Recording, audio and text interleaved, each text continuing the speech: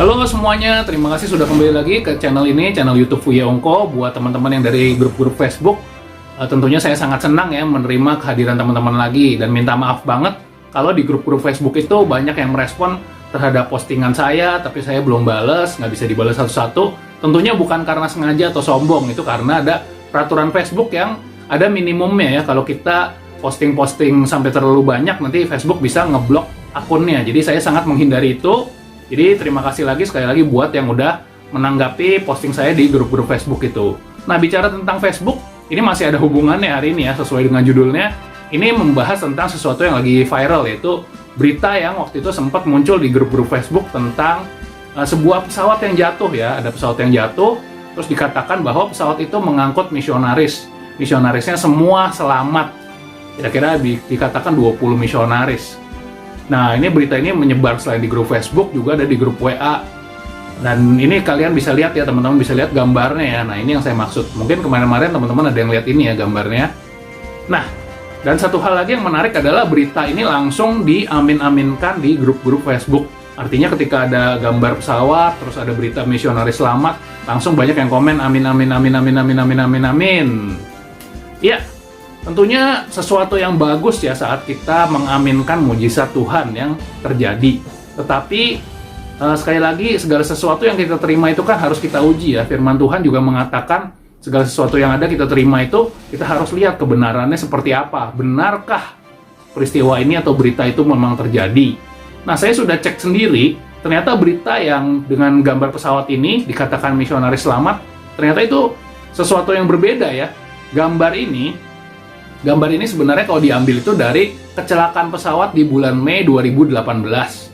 Nah, berita aslinya adalah dari CNN, ini ada ya, kita lihat ya, kecelakaan pesawat di daerah Honduras, di daerah sana, di belahan bumi Amerika situ. Dan kemudian dari ABC News juga sama memberitakan tentang hal itu. Dan kita lihat lagi, ini fotonya juga yang sama ya, yang beredar seperti di Facebook itu, ini dari New York Post.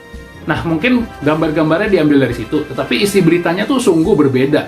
Di berita yang asli diungkapkan bahwa kecelakaan pesawat ini terjadi di Honduras, dan memang betul penumpangnya selamat semua, tapi penumpangnya itu hanya 6.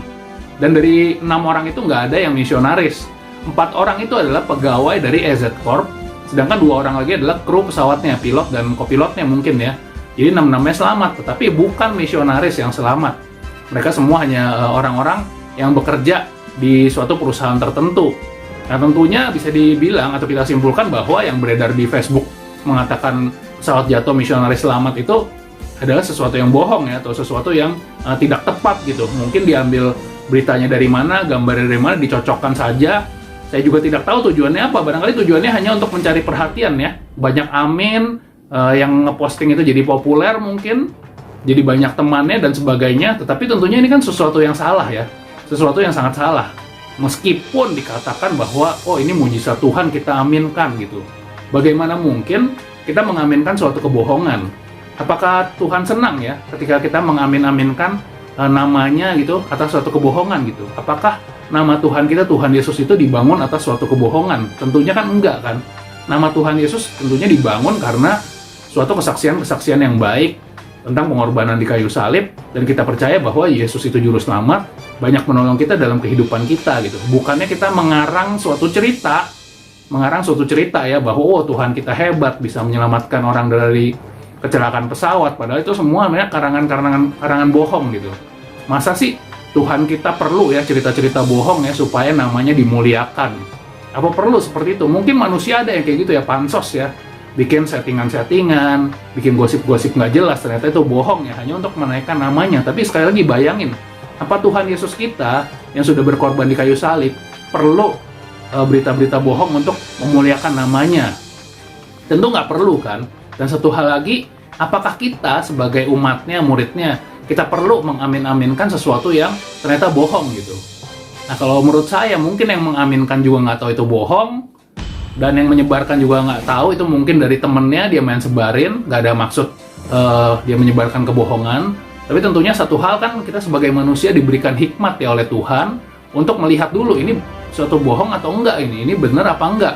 Bukannya langsung main kita posting di Facebook, kita sebar-sebarkan di WhatsApp dan sebagainya.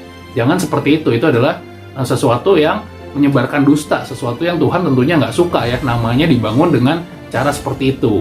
Oke, sebagai penutup saya ada satu ayat dari Keluaran 20 ayat 16. Jangan mengucapkan saksi dusta tentang sesamamu.